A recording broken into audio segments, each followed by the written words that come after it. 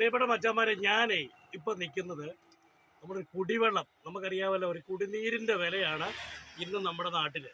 കുടിനീരില്ലാതെ എത്രയോ ജനങ്ങൾ യാതനകൾ അനുഭവിക്കും, ബുദ്ധിമുട്ടുകൾ അനുഭവിക്കും.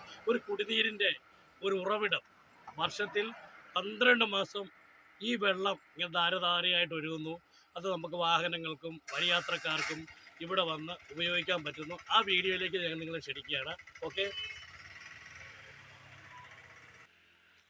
ഇത് നിങ്ങൾ വായിക്കുക കേട്ടോ. ഉറവകൾ സംരക്ഷിക്കൂ, കരുതി വയ്ക്കൂ, വരും തലമുറയ്ക്ക് വേണ്ടി. National service scheme, MES college, Erumeli.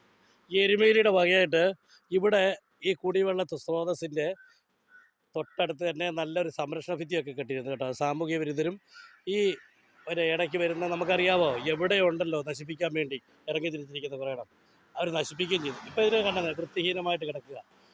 ഈ കോളേജിൻ്റെ നാഷണൽ സർവീസ് സ്കീം ഇത് സംരക്ഷിക്കുവാൻ വേണ്ടി ഇവിടെ ഒരു ചെറിയ ഭിത്തിയൊക്കെ കെട്ടി അവർ വെച്ചിരുന്നു. നമുക്കറിയാം, ഇതുപോലെ സന്നദ്ധ സംഘടന നിരവധി കാര്യങ്ങൾ ചെയ്യുന്നുണ്ട്. പക്ഷേ എങ്കിൽ പോലും മനുഷ്യൻ ഇത് നശിപ്പിക്കുന്ന കുറേ പ്രകൃതി വിരുദ്ധ ജീവികളുണ്ട് കേട്ടോ.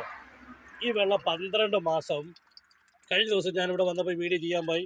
അതായത് വണ്ടി കഴിയുന്ന ആൾക്കാർ വരെയുണ്ട് ഇവിടെ. വണ്ടി ഈ വെള്ളം ഏത് സമയത്തും നിങ്ങൾക്കിത് പ്ലാച്ചേരി മുക്കട റൂട്ടിൽ, അതായത് എരുമേലി റാന്നി വഴിയുള്ള റൂട്ടാണ് കേട്ടോ.